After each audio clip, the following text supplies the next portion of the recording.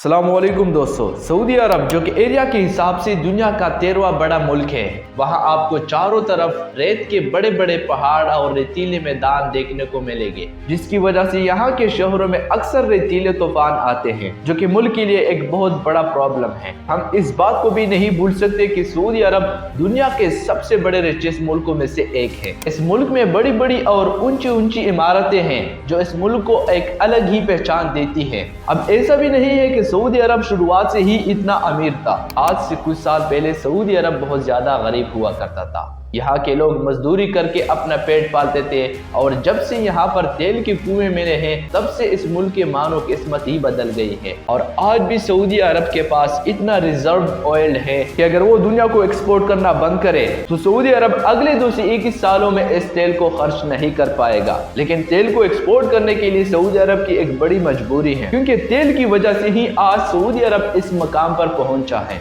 अब ऐसा भी नहीं है कि इस मुल्क के पास किसी भी चीज की कमी नहीं है। सऊदी अरब ऊपर से जितना ज्यादा खुशहाल और चमकदार दिखाई देता है उतना ये है नहीं। सऊदी अरब के पास तेल तो बहुत है, लेकिन पीने के लिए पानी की बहुत ज्यादा कमी है। सऊदी अरब के पास जमीन तो बहुत है, लेकिन वो जमीन खेती करने के लायक नहीं है, यानी बंजर और रेतीली है। सऊदी अरब का 95% एरिया ऐसा है जो बंजर रेगिस्तानी इलाका है, जिस पर खेती करने के बारे में सोचा भी नहीं जा सकता था, और 5% एरिया ऐसा है जहां पर इंसानी आबादी है, और इसी वजह से सऊदी अरब को किंग ऑफ डेजर्ट भी कहा जाता है। आज के वक्त में अगर आप सऊदी अरब के मैप को जूम करके देखेंगे तो आपको बंजर रेगिस्तान के बीचों बीच हजारों हरे भरे सर्कल दिखाई देंगे, और आप ये जानकर हैरान रह जाएंगे कि ये सर्कल और कुछ नहीं बल्कि सऊदी अरब के खेत हैं, जिसमें भारी मिकदार में खेती की जाती है। अब ऐसे में आप भी सोच रहे होंगे कि आखिर रेगिस्तान में खेती कैसे की जा सकती है, वो भी सऊदी अरब जैसे मुल्क में जहां ना तो बारिश होती है और ना ही कोई नदी है। ये मुल्क खुद अपनी ज़रूरत को पूरा करने के लिए दूसरों मुल्कों से पानी इंपोर्ट करता है, तो यहाँ पर खेती कैसे की जा सकती है। आज हम सऊदी अरब की ऐसी फार्मिंग टेक्निक के बारे में बात करेंगे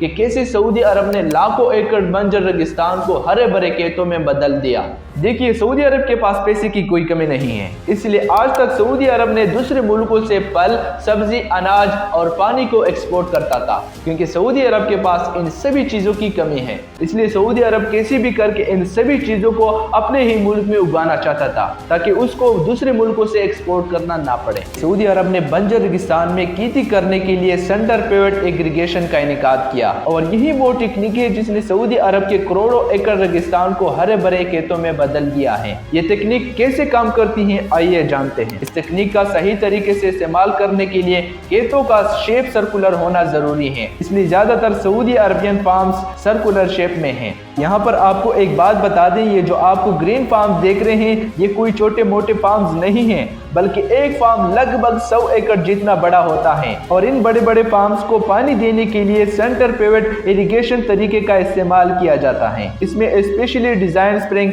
कलर्स फार्म्स को उतना ही पानी दिया जाता है जितनी जरूरत होती है। इस बीच में एक फिल्ट्रेट बड़ा पाइप लगा होता है जिसको सेंटर में रखा जाता है। इसके बाद इस मोटर को स्टार्ट किया जाता है, जो कि व्हील्स के जरिए पूरे फार्म को एक बराबर स्प्रे कर देता है, जिससे कम पानी में अच्छी सी फार्मिंग की जा सकती है।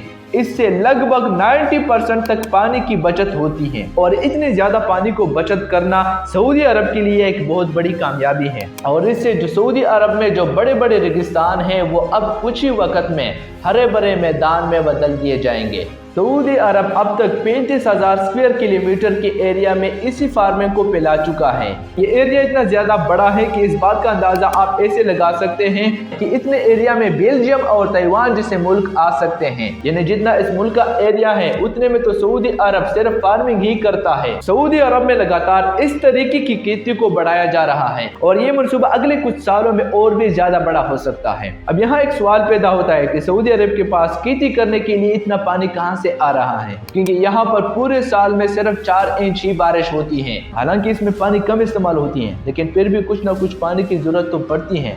वो कहां से आ रहा है, इसके लिए हमें सऊदी अरब की तारीख को जानना होगा। आज से लगभग 10,000 पहले सऊदी अरब में नदियां, तालाब, ऊंचे ऊंचे पहाड़, हरियाली और जंगल सब कुछ था। यहाँ पर बड़ी बड़ी नदियाँ थी और रेगिस्तान का तो नामो निशान भी नहीं था।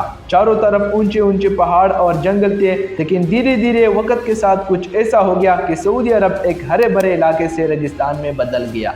लेकिन बहुत सारा पानी फॉसिल्स के रूप में जमीन के अंदर रह गया। ये पानी लगभग 1 किलोमीटर के करीब जमीन के अंदर है, जिसको अंडरग्राउंड वाटर कहा जाता है, और सऊदी अरब इसी अंडरग्राउंड वाटर को निकाल कर इस्तेमाल करता है। हालांकि इस पानी को निकालने के लिए काफी खर्च आता है। सऊदी अरब के पास पैसे की कोई कमी नहीं है, इसलिए इस पानी को निकालने के लिए सऊदी अरबियन गवर्नमेंट बड़े बड़े प्लांट्स लगवा रहे हैं, जिसमें खर्चा तो बहुत आया, लेकिन इस पानी को सेफली निकाल दिया गया, जिसके बाद इसी पानी से खेती की गई। सऊदी अरब को डेजर्ट के नीचे 480 क्यूबिक किलोमीटर पर स्क्वायर पानी मिला था, और अब तक सऊदी अरब इस पानी में से लगभग 21 क्यूबिक किलोमीटर पर स्क्वायर इस्तेमाल कर चुका है। अब ये जाहिर सी बात है कि किसी न किसी दिन ये पानी जरूर खत्म हो जाएगा।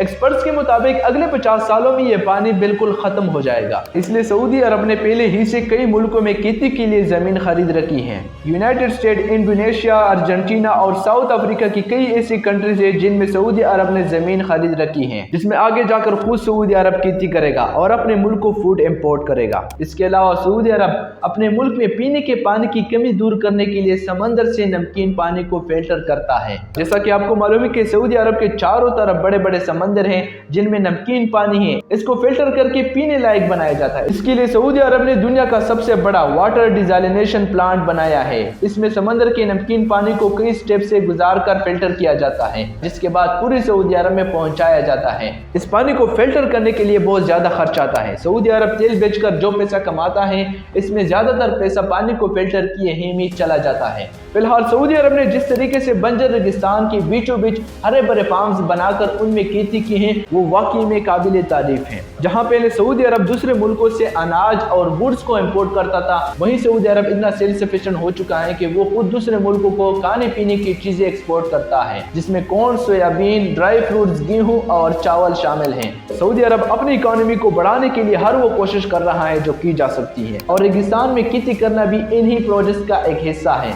सऊदी अरब में कई ऐसे प्रोजेक्ट्स चल रहे हैं जो कि सऊदी अरब की इकोनॉमी को नेक्स्ट लेवल पर लेकर जाएंगे। 2017 में सऊदी अरबियन गवर्नमेंट ने नियोम प्रोजेक्ट का ऐलान किया था। इस प्रोजेक्ट में एक शहर बनेगा, ये पूरा शहर एक ही लाइन में बनेगा। कहा जा रहा है कि ये सिटी दुनिया की सबसे खूबसूरत सिटी होगी। इसमें हर वो सहूलत होगी जो कि एक लग्जरी लाइफस्टाइल गुजारने के लिए चाहिए होती है। ये पूरा शहर पॉल्यूशन फ्री होगा, जहाँ पर कोई शोर शराबा नहीं होगा। आपको बता दें कि इस पूरे प्रोजेक्ट का बजट लगभग $500 बिलियन रखा गया है। इसके बजट से हमें यह पता चलता है कि ये कितना फ्यूचरिस्टिक शहर होने वाला है। आपको बता दें कि इस शहर पर काम शुरू हो गया है, जो कि 2030 से पहले कंप्लीट हो जाएगा। इसका सीधा असर सऊदी अरब की इकोनॉमी पर होगा। इसके अलावा कुछ दिन पहले सऊदी अरब का एक फेल प्रोजेक्ट फिर से सक्सेसफुल हो गया है। दरअसल सऊदी अरब के वेस्टर्न पेनिनसुला इलाकों में कई ट्राइब्स ने रहना शुरू कर दिया था, लेकिन इन इलाकों में कोई सहूलत नहीं थी। ना तो पीने के लिए सही पानी था और ना ही खेती करने के लिए जरखेज जमीन थी। जब सऊदी अरब के प्रेस ने उस तरफ देखा तो उन्होंने उस इलाके को आबाद करने के बारे में सोचा। स्टैनफोर्ड यूनिवर्सिटी की नील्स पाकमैन और हार्वर्ड यूनिवर्सिटी की मोना हेंडी की मदद से इस प्रोजेक्ट को अंजाम दिया गया। नील्स पाकमैन ने वहां के लोगों के साथ रहकर 7 साल गुजारे, ये जानने के लिए कि इस इलाकों को कैसे बेहतर और खेती लायक बनाया जा सकता है। उस इलाके पर पाकमैन ने काफी रिसर्च की और वहां पर डैम बनवाए। दोनों ने मिलकर वहां पर होने वाली थोड़ी बारिश के पानी को सही इस्तेमाल में लिया और वहां पर जो रेगिस्तानी इलाका था उसको हरा भरा करने के लिए वहां पर चारों तरफ भारी मिकदार में दरख्त लगवाए। लेकिन यहाँ पर इन दोनों की किस्मत खराब थी। बारिश ना होने की वजह से साल 2016 में यह प्रोजेक्ट बुरी तरह नाकाम हो गया, क्योंकि बारिश ना होने की वजह से ये जमीन सूखी पड़ गई और जो दरख्त लग गए थे वो भी सूख गए। पाकमैन और मोना हिंडी की 7 साल मेहनत चुटकियों ही में बर्बाद हो गई। लेकिन कहा जाता है कि अगर कोई काम सच्ची नीयत से किया जाए तो वो जरूर कामयाब होता है। और फाइनली साल 2018 और 2019 में हुई भयंकर बारिश ने इस प्रोजेक्ट में फिर से जान डाल दी और ये प्रोजेक्ट फिर से कामयाब हो गया। आज इस इलाके में चारों तरफ हरे भरे दरख्त हैं और जमीन भी खेती लायक हो गई है। इस प्रोजेक्ट पर मेहनत तो बहुत लगी थी, लेकिन आज ये प्रोजेक्ट कामयाब हो चुका है और यहाँ पर पानी, जंगल, झाड़ी सब कुछ है। और इन शानदार प्रोजेक्ट्स की वजह से ही सऊदी अरब धीरे धीरे अपने पूरे रेगिस्तानी इलाके को हरे भरे जंगलों में बदलता जा रहा है, जिससे डिजर्टिफिकेशन तो रुक ही रही है और साथ ही सऊदी अरब की इकोनॉमी को बहुत बड़ा फायदा हो रहा है। तो दोस्तों, यही थी सऊदी अरब में खेती की एक अनोखी टेक्निक اس کے بارے میں آپ کی کیا رائے ہیں؟ کمنٹ سیکشن میں اپنی رائے ضرور دیجیے۔ اجازت دیجیے، اللہ نگہبان۔